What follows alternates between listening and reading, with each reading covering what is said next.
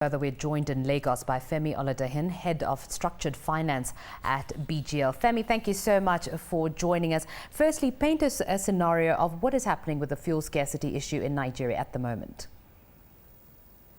Hi, Fenly. What exactly has happened is that, we're basically in a situation whereby the private sector that has played quite a significant role in importation of petroleum products have virtually ceased importation.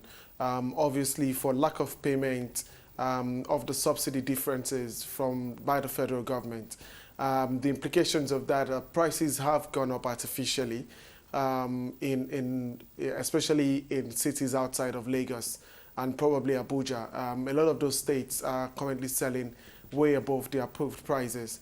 And even in Lagos, where prices appear to have remained within the government's band, there's a growing parallel market, obviously, emerging for the crude oil prices. For petroleum prices. But do you think that the NNPC should still be importing even though they're not getting paid? Philly, my views on this fuel scarcity thing is actually, I think government has failed. Government has failed Nigerians. We've basically spent $15 billion, and that is $15 billion on subsidizing petroleum products in the last 4 years. By my calculations, that would actually help Nigeria build 3 refineries, refining at least 150,000 barrels a day each. The reality here is that there obviously are people that are benefiting from this whole subsidy issue. And the challenge we all have with government saying, look, we've got to fully deregulate the market, is that you can't leave the Nigerian fuel price solely to market forces. Government has to get to the point where we've got refineries that can refine those products. Because, the base product for petroleum is produced by Nigeria. It's ridiculous that we send our crude out and then pay over the tops for fuel when we import. The most important thing is that government needs to fix refineries. If they can't build new refineries, they need to make it attractive for the private sector to build those refineries. Otherwise, we'll continue to rely on an import market where we're price takers rather than price makers. Well, Femi, who exactly is benefiting from the subsidy? Well, I wouldn't mention names, but obviously the petroleum importers are benefiting from it.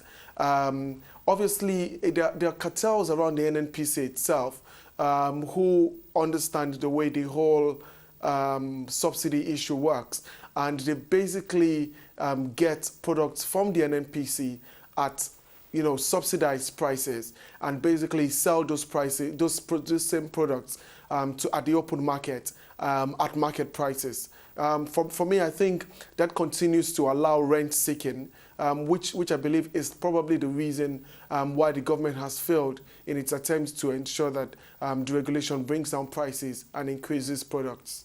All right, Femi, just very, very briefly, we're hearing many reports coming out of Nigeria that the amnesty has not failed from the government side. Media reports are saying that it has failed. What exactly is happening there? Look, the absence of the president is obviously giving a lot of fillip to the people who believe that, look, the amnesty process is failing. Don't forget that he basically was personally responsible for driving the process and provided quite a lot of credibility to the process. His absence has meant that programs that should have started post-amnesty, because it wasn't just meant to be a situation whereby people came and dropped their arms and then we all continue to look in each other's faces. There were specific programs that were promised, specific infrastructure spends that were promised. As of today, the 2010 budget hasn't been approved. Even the 2009 supplementary budget has been assumed approved by the president. No one knows whether he did or not. So the reality is, from the militants' point of view, there's a lot of restlessness because they're saying that, look, the things that were promised are not being done, and the person who made those promises to us isn't exactly accessible. So there is some, story around institutions like MEND basically saying they called off their ceasefire. All right. We've seen 1 or 2 attacks already subsequent to that. Femi, our worry is I'm that unless the government does something quickly, we will run to a situation whereby the whole Niger Delta crisis could become a problem again.